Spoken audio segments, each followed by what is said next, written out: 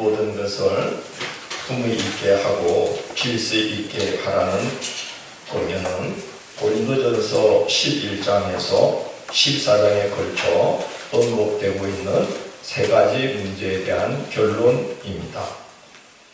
본문에 나타난 고린도 교회의 첫 번째 문제는 여성들이 자유를 남용하는 것이었습니다. 우리 11장 5절 6절을 한번 펴봅니다.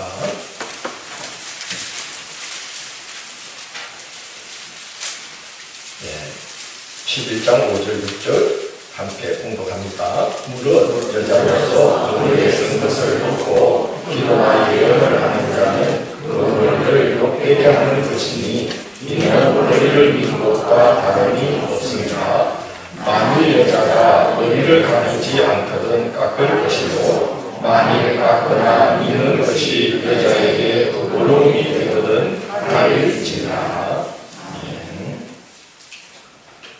당시 여성들은 공적인 자리에서 머리에 수건을 둘렀다고 합니다. 그걸 베일이라고 하는데 그럼으로써 남성과 여성을 구별하는 것이 당시의 풍습이었습니다. 그런데 여성들 중에 머리에 베일을 두르지 않는 자들이 있었습니다. 창기들은 머리에 베일을 두르지 않음으로써 자기들이 거리의 여성임을 표시했고, 여성 노예들은 누가 보더라도 노예임을 한눈에 알아보게 하려고 주인들이 삭발을 하는 경우가 많았다고 합니다. 그리고 간음죄에 대한 형벌로 여성들에게 집행되었던 것이 바로 또 삭발형이었다고 합니다. 그런 사회 풍습 때문에 당시 교회의 여성들도 예배에 참석할 때 머리를 베일로 가렸습니다. 그것을 예배포라고 하는데 천주교에서는 지금도 그 전통을 지켜서 하얀 예배포를 머리에 덮고 여성들이 예배를 드립니다. 그런데 고린도 교회의 여성도들 중에 예배포 쓰기를 거부하는 자들이 생겼습니다.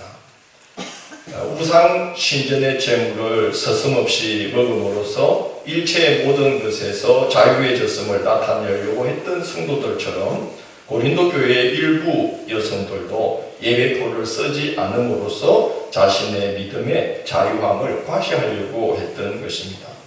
바울은 그들이 자유를 남용하는 것은 첫째, 교회에 전혀 덕이 되지 않으며 둘째, 하나님께 영광이 되지 않는다고 말합니다.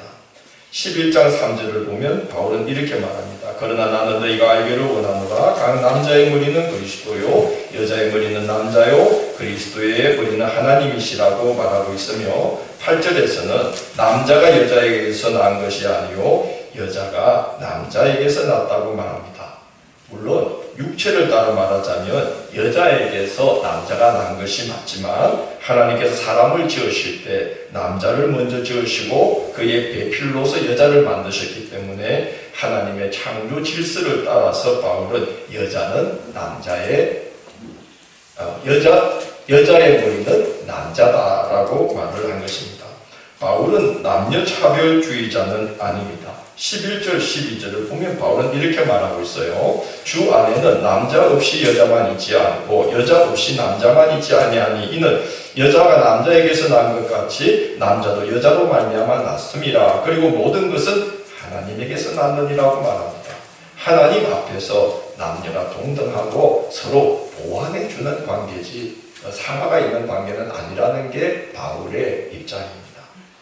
그렇지만 하나님의 창조 질서와 당시 사회의 보편적인 도덕성을 고려할 때 교회의 여성들이 머리에 수건을 두름으로써 남자를 머리된 자로 존중함이 옳다고 바울은 여겼습니다.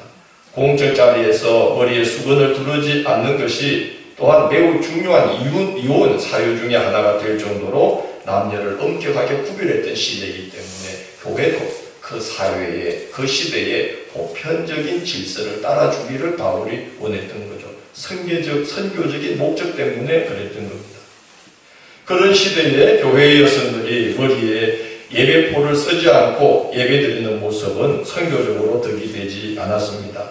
교회 밖에 사람들이 볼 때 교회가 남녀 구분이 없는 매우 무질서한 집단이며 공중도덕을 물랑케 하는 사람들로 비칠 수가 있기 때문에 그랬던 것입니다. 복음으로 인하여 남녀가 모두 하나님의 동등한 자녀임을 깨닫고 자신을 존중히 여기는 것은 100번 좋은 일이지만 자유를 행사함이 믿지 않는 자들에게 하나님의 영광을 가리우고 교회의 덕을 잃게 하는 것이라면 자유를 스스로 제한하여 예배 중에 머리에 수건을 두름으로써 교회의 덕을 세우는 것이 100번 나은 것입니다. 지난주에 우리가 취할 권세와 버릴 권세에 대해 말씀을 나눴는데 예수님은 목숨을 취할 권세도 버릴 권세도 있었지만 때가 되면 하나님의 영광을 위해 자기 목숨을 버릴 권세를 취하셨습니다. 그래서 목숨을 버렸습니다. 우리도 그렇게 예수님의 뒤를 따라가야 한다는 것입니다. 당연히 취하고 권리를 주장할 수 있음에도 불구하고 하나님의 영광과 교회의 덕을 위해 내려놓아도 되는 것들은 내려놓을 줄 알아야 한다는 것입니다. 내가 믿음의 자유에서 예배표를 쓰지 않고도 나는 아무 관계가 없다라고 말할 수 있지만 교회의 덕을 위해서 하나님의 영광을 위해서 그 자유를 내려놓을 필요가 있다는 거죠. 그래서 자제하고 예배표를 쓰는 것이 좋지 않겠느냐. 바울은 그렇게 말합니다. 취할 권세와 버릴 권세를 예수님처럼 사용해야 함을 바울은 고린도전서 10장 23절 이하에서 이렇게 말했습니다. 모든 것이 다 허용된다고 사람들은 말하지만 모든 것이 다 유익한 것은 아닙니다. 모든 것이 다 허용된다고 사람들은 말하지만 모든 것이 다 덕을 세우는 것은 아닙니다. 누구든지 자기의 유익을 구하지 말고 남의 유익을 구하십시오. 그러므로 여러분은 먹든지 마시든지 무슨 일을 하든지 모든 것을 하나님의 영광을 위하여 하십시오. 여러분은 유대 사람에게도 그리스 사람에게도 하나님의 교회에도 걸림돌이 되지 마십시오. 그것은 나 스스로의 이로움을 구하지 않고 많은 사람들의 이로움을 구하여 그들이 구원을 받게 하려 하는 것입니다. 라고 말합니다. 세상 사람들이 우리들의 모임을 보고 우리의 모습을 보고 야 나도 교회 한번 다녀볼까? 하나님 한번 믿어볼까? 그렇게 구원의 소망을 갖게 하기 위해서 나를 낮추고 주님을 높이고 교회의 덕을 세우기 위해서 내가 취할 수도 있는 거지만 버릴 줄도 아는 그런 자제할 줄 아는 모습이 필요하다는 거죠. 왜냐하면 무엇을 먹든지 마시든지 그리스도의 영광, 하나님의 영광을 위함으로써 믿지 않는 자들도 그들로 하여금 우리의 모습을 보고 구원받게 하려는 목적으로 우리는 그렇게 해야 된다는 겁니다. 세상 사람들은 우리가 주장하는 교리보다 우리에게서 나타나는 품격을 먼저 보게 되어 있습니다. 세상 사람들도 위아래와 좌우를 분간하기 위해서 여성들이 머리에 수건을 쓰는데 고린도 교회 여성도들이 자기 믿음의 자유함을 과시하기 위해서 공적 예배에서 수건을 쓰지 않으면 교회가 얼마나 품격 없는 집단으로 비치겠느냐 하는 것입니다. 두 번째 문제는 성찬의 남용에 있었습니다. 11장 18절로 22절을 한번 보겠습니다.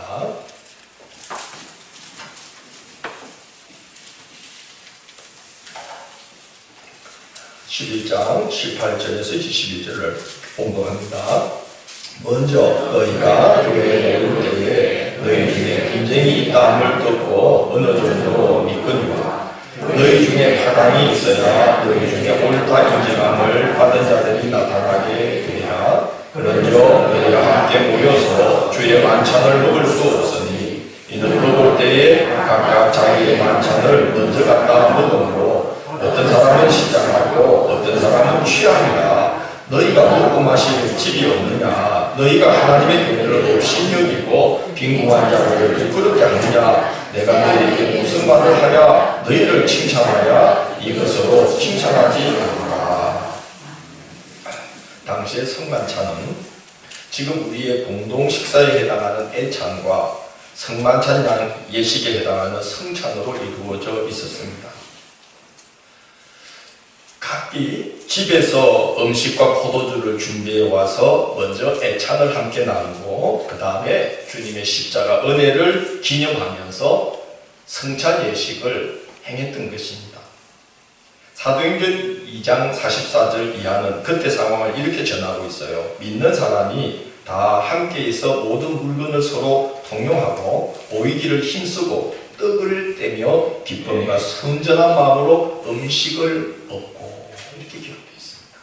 그러니까 함께 음식을 먹고 주님의 십자가 은혜를 기념하면서 떡을 떼고 잔을 나누었다는 거죠. 그러니까 애찬과 성찬을 겸하여서 행했다는 겁니다. 애찬은 식탁 교제를 통해 사랑과 구제를 실천하는 수단이었습니다. 다시 말씀드릴게요. 이 애찬은 식탁 교제를 통해서 공동 식사를 통해서 사랑과 구제를 실천했던 수단이에요.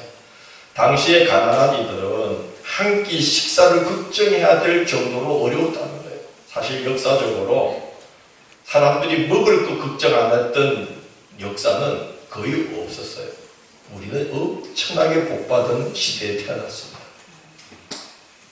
오죽하면 대한민국에서는 살을 뺄래야 뺄 수가 없다잖아요. 먹을 게 너무 흔해서. 그런 시대에 우리는 태어났습니다. 그러나 많은 대부분의 역사의 사람들은 먹을 것이 큰 고민거리인데 바로 이때에도 사람들이 한 끼 식사를 걱정해야만 할 때였던 거예요. 그래서 로마 정부가 황제 숭배를 조장하고 식민 지배를 공고히 하기 위해서 썼던 방법이 매일 하루 한 차례 무료로 빵을 나눠줬던 거예요. 빵을 나눠주면서 이것은 신의 아들 가이사 아구스토가 여러분에게 주시는 선물입니다. 하늘의 선물입니다. 그러면서 이제 빵을 나눠주면서 로마의 황제 숭배를 조장하는 그런 이제 일들을 했다고 합니다. 그런데 교회가 박해를 받게 되면서 기독교인들은 이 무상급식에서 제외되게 되었어요. 그래서 초대교회가 십시일반으로 협력하여서 구제사업을 힘쓰게 되었던 것입니다. 그래서 여러분 사도행전에 보면 히브리파 교인들과 헬라파 교인들이 자기들의 과부들이 그 구제 명단에서 빠진 것으로 인하여 서로 다투는 일이 기록된 걸 아마 기억하실 거예요. 그래서 교회는 그래서 구제 사업을 하게 된 거예요. 교회가 나서지 않으면 교회에 가는 애들은 빵을 무상으로 공급을 받지 못했기 때문에 그랬던 겁니다. 그래서 음식을 차려서 식탁 교제를 나누는 것도 구제 사업의 한 방편이었는데 부유한 이들은 또 많은 음식을 준비해서 가져오고 가난한 사람들은 가난한 대로 형편껏 음식을 준비해 와서 이렇게 풍성한 부족하지 않은 그런 이제 식사 자리를 마련하고 그리고 이제 성만찬도 이제 행했던 것입니다. 그런데 이 고린도 교회가 어느 순간 이 애찬이 깨어져 버리게 되었다는 거죠. 왜 그렇습니까? 바울파, 아볼로파, 게바파, 그리스도파로 나누어져서 파당이 생겨서 분쟁이 있었습니다. 그래서 애찬으로 서로의 부족함을 보충하고 사랑으로 교제하는 식탁 교제가 깨질 위험에 놓이게 되었던 거예요.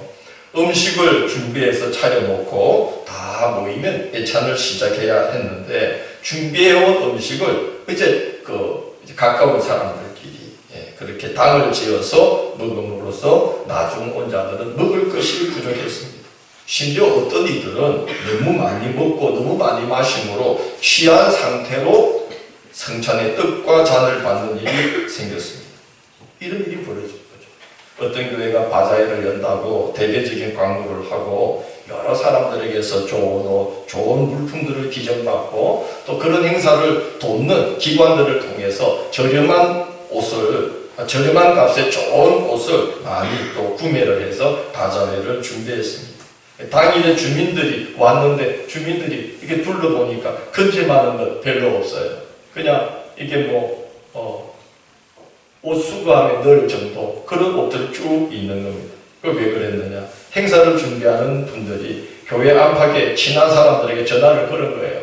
언니 좀 지나면 좋은 거 다 없어져 빨리 와 이래가지고 이제 한 명씩 한 사람 이러면 어떡해 무슨 탈이 있겠어 이런 거 이제 준비하는 분들이 가까운 사람들 전화해서 좋은 옷들을 다 나눠주게 된 거예요.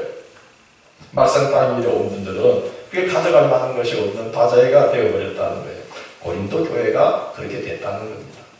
많은 음식은 고사하고 애찬에 좀 늦은 성도들은 배를 채울 수도 없어서 허기진 채로 성찬을 받고 예배를 드리고 또 어떤 이들은 배가 부르고 취한 채로 성찬을 받는 일들이 있었다는 거죠. 바울은 그것을 가리켜서 하나님의 교회를 업신여기는 행위다. 너희가 하나님의 교회를 업신여기고 그렇게 이제 책망을 합니다. 애찬도 애찬이 은혜와 성찬은 더욱이 우리의 죄를 씻기 위해 예수께서 살이 찢기시고 피 흘리신 십자가 희생을 기념하는 예식인데, 어떤 이들은 배부르고 취한 모습으로, 어떤 이들은 허기진 모습으로 성찬을 받았기 때문에 성찬의 거룩함이 얼마나 심하게 훼손되어 버린 것이겠습니까? 27절에서 바울은 이렇게 말합니다. 주의 떡이나 잔을 합당하지 않게 먹고 마시는 자는 주의 몸과 피에 대하여 죄를 짓는 것이니라고 엄하게 책망하고, 심지어 30절에서는 이런 경고를 해요. 그러므로 너희 중에 약한 자와 병든 자가 많고 잠자는 자도 적지 아니하니라고 말한 후에 32절에서는 주께 징계를 받는 것이다 라고 경고를 하고 있습니다. 물론 몸이 약해지거나 병들거나 갑자기 죽음에 처해지는 것이 다 하나님께 벌받아서 생기는 것만은 아닙니다. 베드로전서 2장 19절 이하를 보면 베드로 사도는 성도들에게 세 가지 고난이 있다고 그래요. 이렇게 말합니다. 애매하게 고난을 당해도 하나님을 생각함으로 참으면 이는 아름다우나 죄가 있어 매를 받고 참으면 무슨 칭찬이 있으리요. 그러나 선을 행함으로 고난을 받고 참으면 이는 하나님 앞에 아름다우니라고 말합니다. 사람이 한평생을 사는데, 얼마나 긴 세월을 사는데 얼마나 많은 일을 겪겠어요. 별의별 일들을 다 겪는 거죠. 사고를 겪기도 하고 몸이 상하기도 합니다. 그래서 애매하게 당하는 고난이 있다는 거예요. 뭐 죄로 매를 맞는 게 아니라 애매하게 당하는 고난이 있는데, 그럴 때는 하나님을 생각함으로 참으면 자신에게 유익이 된다는 거예요. 그런가 하면 누가 보더라도 죄로 인해 하나님께 매를 맞는 고난이 있다는 겁니다. 전후 좌우 상황을 볼 때 저건 하나님이 매를 들어서 치신 것이 분명한 것 같다고 여겨지는 일들이 있다는 것이죠. 그런가 하면 예수님처럼 선을 행하려고 힘쓰다가 시련과 박해 가운데 놓이게 되는 고난도 있다는 것입니다. 바울 사도가 볼 때에 지금 고린도 교회에 약한 자, 병든 자, 심지어 잠자는 자, 이 잠자는 자가 뭘 말하는 걸까요? 갑자기 죽어버린 거예요. 잠자는 자라고 말합니다. 갑작스레 사망에 처해지는 자들이 적지 않은 이유는, 이것은 분명히 죄를 지음으로 말미암아 하나님께 매를 맞는 고난인데, 하나님의 교회를 업신여김으로써 애찬을 깨뜨리고 성찬을 더럽힌 죄에 대한 징벌임이 분명한 것이다라고 지금 바울이 말하고 있는 것입니다. 그래서 바울은 33절에서 이렇게 분명합니다. 그런즉 내 형제들아, 먹으러 모일 때에 서로 뭐하라? 기다리라. 야, 그러게 지금 고린도 교회가 엉망이죠.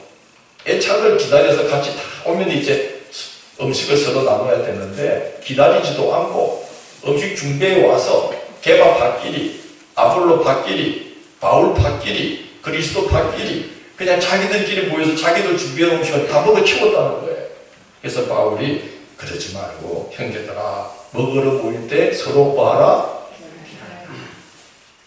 많이 준비한 이들은 많이 준비한 대로, 적게 준비한 이들은 적게 준비한 대로 준비한 걸 다 식탁에 차려놓고 성도들이 다 참여해서 식탁으로 주 안에서 하나됨을 이루는 애찬이 되게 하라, 그런 말씀이에요.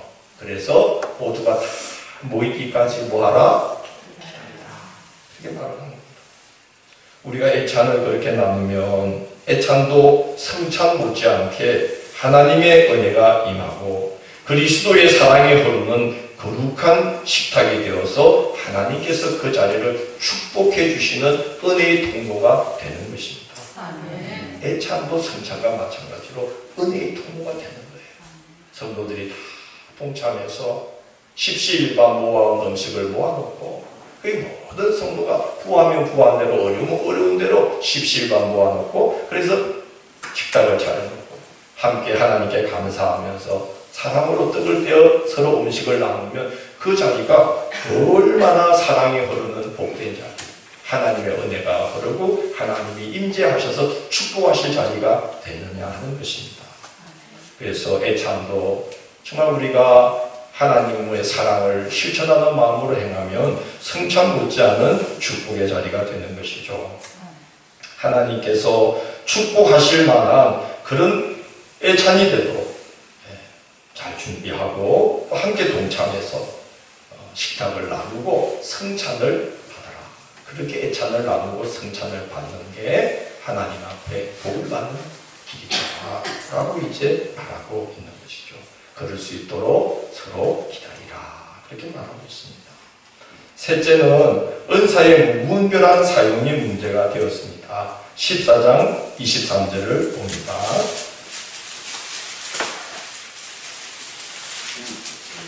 함께 있습니다. 그러므로 온 교회가 함께 모여 다 방언으로 말하면 알지 못하는 자들이나 믿지 아니하는 자들이 들어와서 너희를 미쳤다 하지 않겠느냐. 27절을 봅니다. 읽습니다. 만일 누가 방언으로 말하면 두 사람이나 많아야 세 사람이 차례를 따라오고 한 사람이 통역할 것입니다. 30절 31절을 봅니다. 읽습니다. 만일 곁에 앉아있는 다른 이에게 계시가 있으며 먼저 하는 자는 장담할지니라. 너희는 다 모든 사람으로 배우게 하고 모든 사람으로 권면을 받게 하기 위하여 하나씩 하나씩 예언할 수 있느니라. 어떤 게 느껴지나요? 고린도 교회가 어떤 상태인 것 같습니까?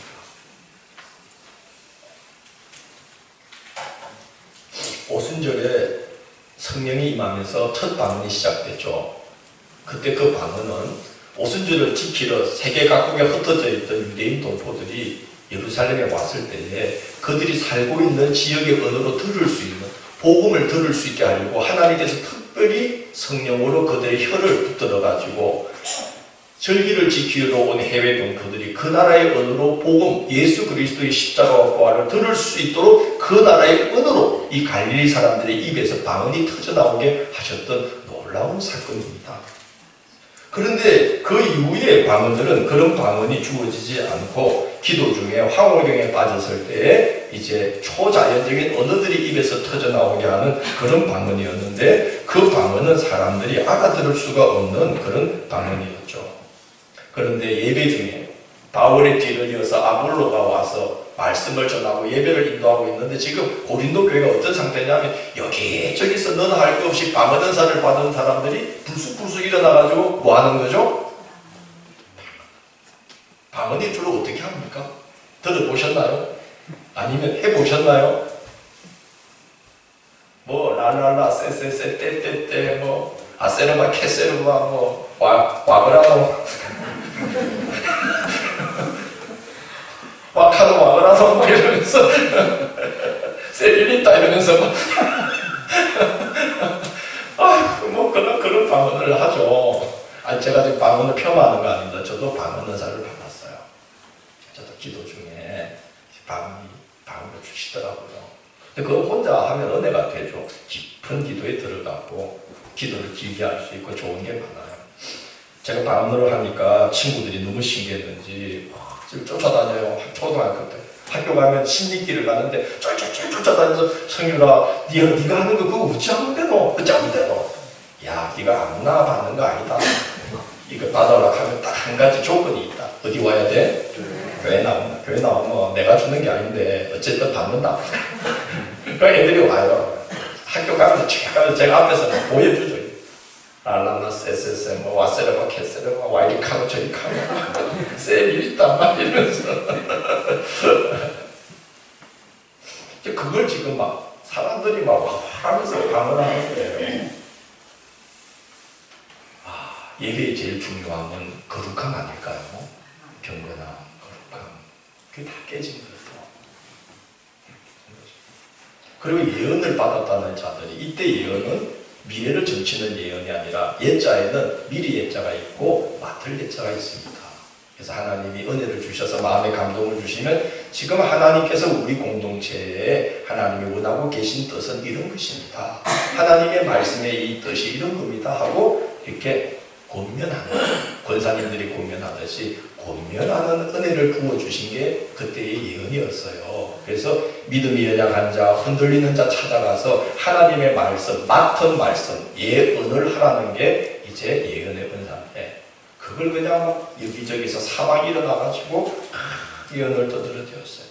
그러니까 바울이 기가 막혀서 그 소식을 듣고 제발 한 명씩 한 명씩 하고, 아무는 누가 알아들을 수 없으니 통역을 세우고, 예언도 할 때에 누가 갑자기 예언을 시작하면 먼저 하는 사람은 먼저 주십시오. 예배가 질서 있게 거룩함이 깨지지 않게 예배를 드려야 합니다 라고 이제 전하고 있는 거죠. 이것은 성령께서 행하시는 일이라고 이제 더 이상 볼 수가 없는 거예요. 왜냐?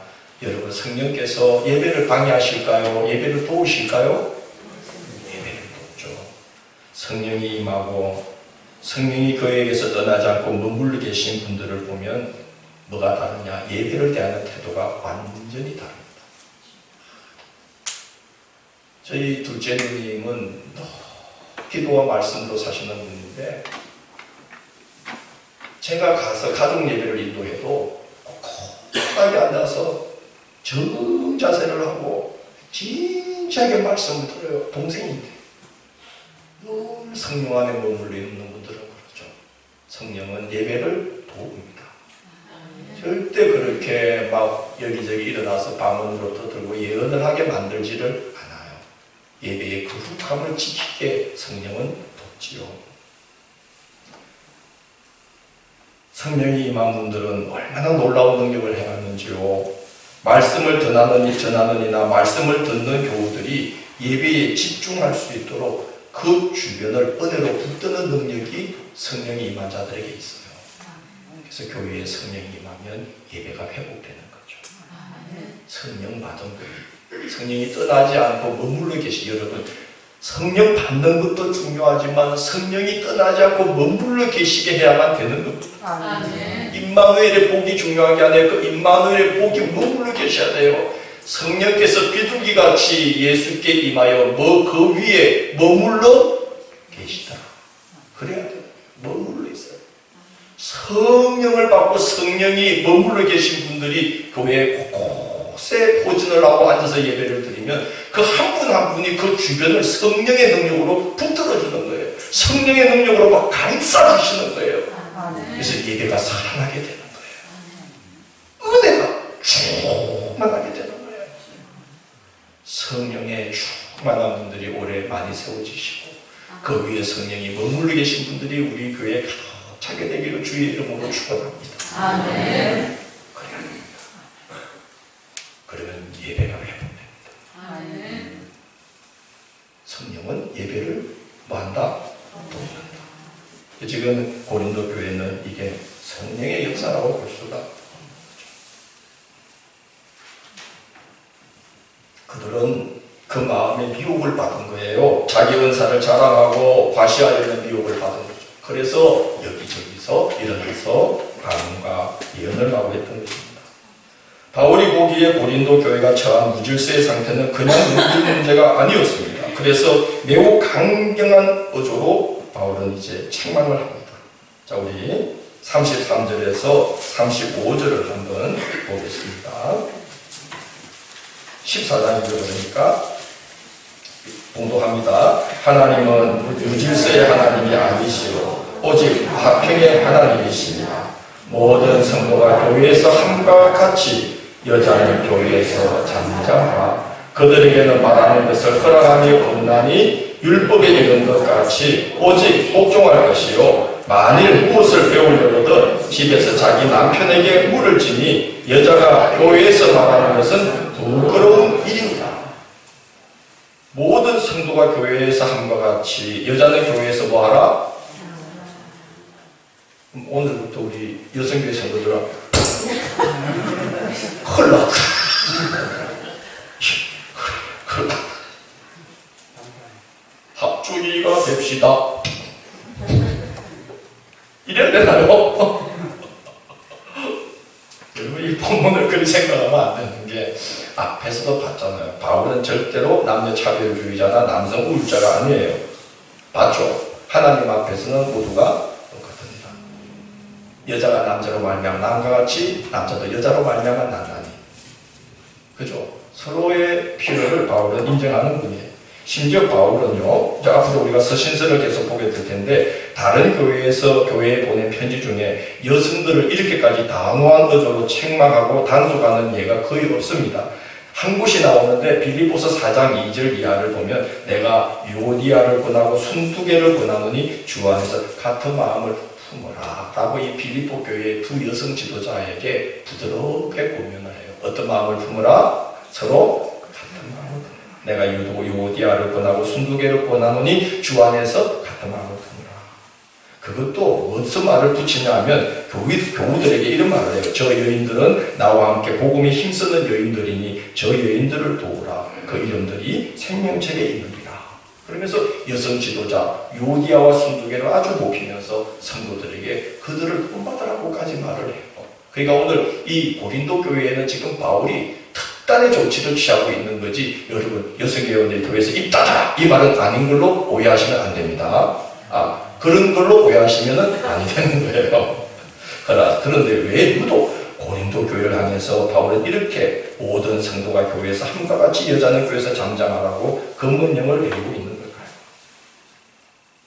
바울은 고린도전서를 통해서 교회가 하나됨과 거룩함을 잃고 심하게 훼손되어 버린 실상을 처음부터 쭉 다 밝히고 있어요. 당을 지었어요. 시기와 분쟁을 일삼고 있어요. 은혜로 시작했는데 육신으로 끝나고 있어요. 성령으로 시작했던 자들이 하나님을 따르지 않고 사람을 따라 행하게 되었어요. 바울을 비방하며 그의 사도권을 깎아내리는 일이 비일비재해요. 교회의 덕을 세우기보다는 말하고 싶은 대로 행하고 싶은 대로 막 자유를 남용하고 있어요. 취해야 될 것은 버리고 버려야 될 것은 취해서 교회의 하나됨을 가로막고 있어요. 예배와 애찬과 성찬을 가볍게 여김으로 하나님의 교회를 업신여기고 있어요.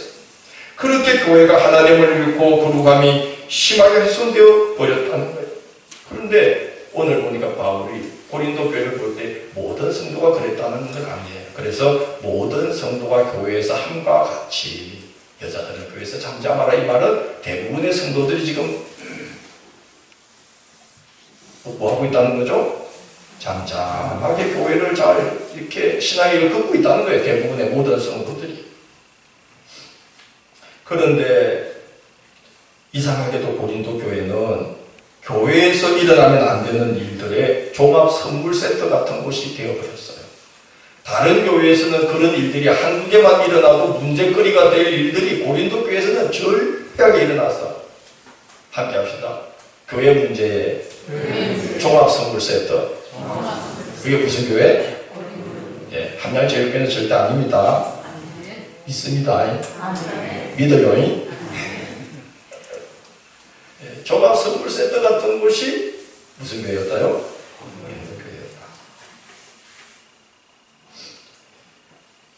고린도전서 5장 6절에서 바울은 이렇게 경고했어요. 적은 누룩이 온덩이에 퍼지는 것을 알지 못합니다. 모든 성도는 잠잠했다는 거예요. 그런데 몇몇 성도들이 적은 누룩과 같이 온덩이를 이렇게 부패하게 만드는 그런 일들이 있었는데 그들 대부분이 남자였다는 거예요, 여자였다는 거예요? 여자였다는 게 이제 이야기를 하는 겁니다. 모든 이슬람 사람들이 테러리스트는 아니다. 그러나 테러리스트들 대부분은 뭐다? 이슬람 사람들이다. 맞나요? 종교 차별하는 거 아닙니다. 현실을 말하는 거예요. 우리가 이슬람을 이렇게 거부하고 이럴 거 아니죠. 같이 세상을 좋게 만드는 파트너들로 우리가 봐야 되는데, 그러나 테러리스트들 대부분은 뭐예요? 이슬람이잖아요. 고린도 교회를 어지럽히는 이 문제가 지금 성도들 다수가 아니라는 거예요. 모든 성도는 잠잠한데, 그러나 모든 성도들과 같이 여자들은 잠잠하라. 이 말은 그 소란을 일으키는 사람들 대부분은 누구였다는 거예요? 여자분들이었다는 거예요. 그래서 바울은 이거 안 되겠다. 그래서 고린도 교회 여성 전체에 대해서 아예 여자들은 잠잠하라고 검문령을 내리고 있는 것입니다. 그러지 않고서는 교회가 무질서해진 상황을 바로잡을 방법이 없었다는 거죠. 그래 여러분 얼마나 두려운 일입니까? 우리가 얼마나 힘을 다해서 깨어 기도해야 되는 것이겠어요. 적은 누룩 또 온 덩이를 지도새도 모르는 사이에 부패하게 만들 수 있다. 그게 교회라는 거예요. 그게 사탄이라는 거예요. 사탄의 능력이 그리 무서운 거예요. 그러면 여러분, 우리 모두 함께 교회의 덕을 세우고 하나님께 영광 돌려드리는 교회가 될 수 있도록 우리는 간절히 하나님을 의지하고 기도해야 되는 줄 믿습니다.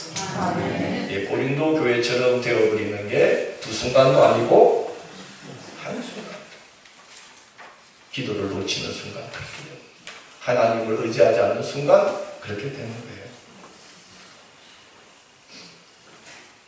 고린도전서 12장 4절로 7절을 한번 봅니다.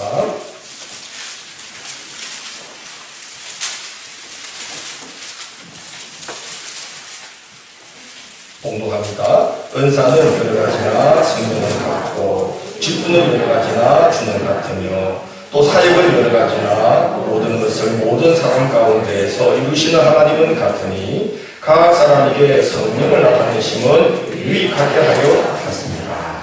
아멘. 은사의 권한은 어디라고 말합니까? 성령께서 주시는 거라고 말합니다. 직분은 누가 주신다고 그럽니까? 주님이 주시는 거라고 말합니다. 우리가 여러 사역을 하고 있는데 그걸 감당케 하시는 분은 누구라고 말합니까? 하나님이라고 말하고 있습니다. 그러면 하나님께서 지금 성부, 성자, 성령 삼위일체로 역사해주고 계신다는데 그렇게 역사해 주시는 이유와 목적이 뭐라고 말합니까? 교회를 뭐하게 하려고? 유익하게 하려 하십니다. 그래서 바울은 예언하기를 사모하고 방언 말하기를 금하지도 말라. 그러나 모든 것을 교회의 유익이 되도록 품위 있게 하고 그리고 뭐 있게 하라? 질서 있게 하라. 그래야 예배를 비롯한 우리의 모든 신앙활동을 통해서 교회가 그리스도의 덕을 나타내고 하나님의 영광을 나타낼 수 있기 때문이다. 여러분, 모든 것을 품위 있게 하라는 말은 품격을 갖추고 행하십시오 라는 뜻이에요. 그리스도인의 품격과 질서는 우리의 힘으로는 불가능합니다. 어떻게 가능할까요? 12장 31절을 한번 봅니다. 자, 공독합니다. 시작. 너희는 더욱 큰 은사를 사모하라. 내가 또한 제일 좋은 은사를 너희에게 보이리라. 제일 큰 은사, 제일 좋은 은사, 온전한 은사를 보일 거라고 말하면서 13장에서 이제 뭘 말하죠? 예, 아주 유명한 사랑장이다. 제일 큰 은사, 뭐? 제일 좋은 은사, 뭐?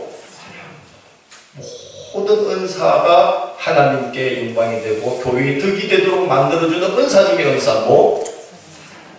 그 사랑의 은사가 어떤 건지는 이제 다음 주일에 우리가 나누겠어요. 성경 말씀에 보면 사랑으로 역사하는 믿음만이 유효하니라. 그리고 사랑의 띠를 띠라. 이는 온전케 하는 것이니 옷을 두루마리를 입고 띠를 안 띠면 부끄러운 모습들이 보여. 그래서 너희가 은사를 행하되 그 은사에 뭘 다하라? 사랑을 다하라. 하나님 사랑, 교회 사랑, 목회자 사랑, 성도 사랑, 사랑을 다하라. 그러면 우리의 은사를 통해서 이 사랑 은사를 통해서 교회의 품격과 질서를 예배만이 아니라 모든 걸 통해서 나타낼 수 있기 때문에 그런 겁니다. 그래서 오늘 바울은 예배만이 아니라 너희는 모든 일에, 그죠? 모든 일에 뭐와 뭐가 품위 있게 행하고 질서 있게 행하라. 한 가지 이야기만 하고 전하고 마칠게요. 한 몇 년 오래됐어요. 몇 년 전인데 여름인데 우리 교우들하고 냉면 먹으러 갔어요. 그때는 동문사거리 가기 전에 지금 작심이라는 그 스터디 카페 안쪽에 2층 건물에 100번 간바지라는 식당이 있었어요. 냉면 맛있게 해요. 없어져가지고 아쉬운데 지금 없죠. 네. 거기 우리 집 성도들하고 같이 냉면 먹으러 갔어요. 냉면 먹는데 저 중치 떨어진 곳에 한 14명 앉아가지고 뭐 두런두런 이야기를 해. 회의를 하는 것 같아요. 그래서 하고 조용히 이야기를 하더니 갑자기 어떤 한 분이 이렇게 조그마한 잔을 이렇게 들면서 뭔가 했더니 다들 따라가지고 잔을 들고 있거든요.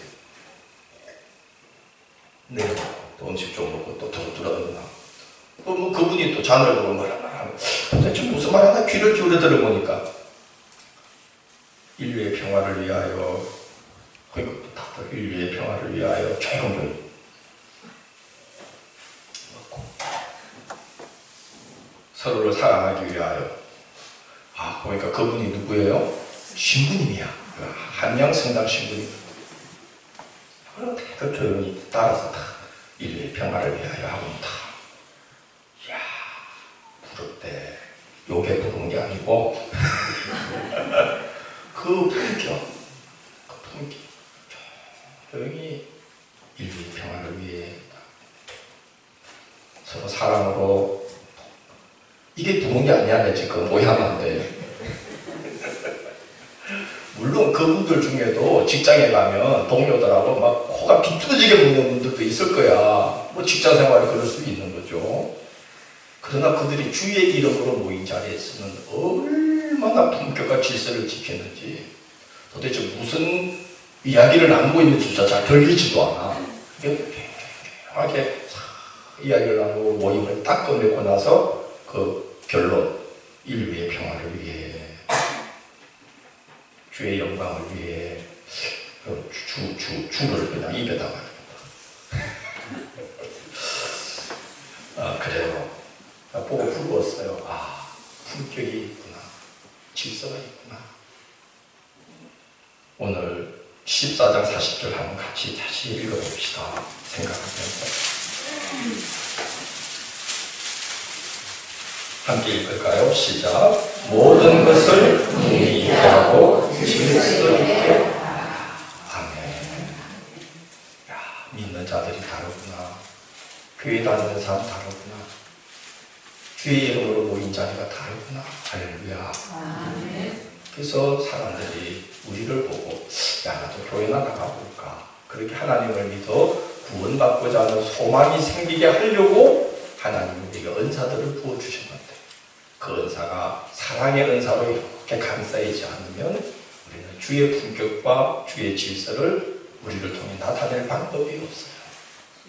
사랑의 은사를 사모하시고 주의 사랑으로 다듬어지시는 이 한 해가 되시기를 주의 이름으로 고면합니다. 아멘.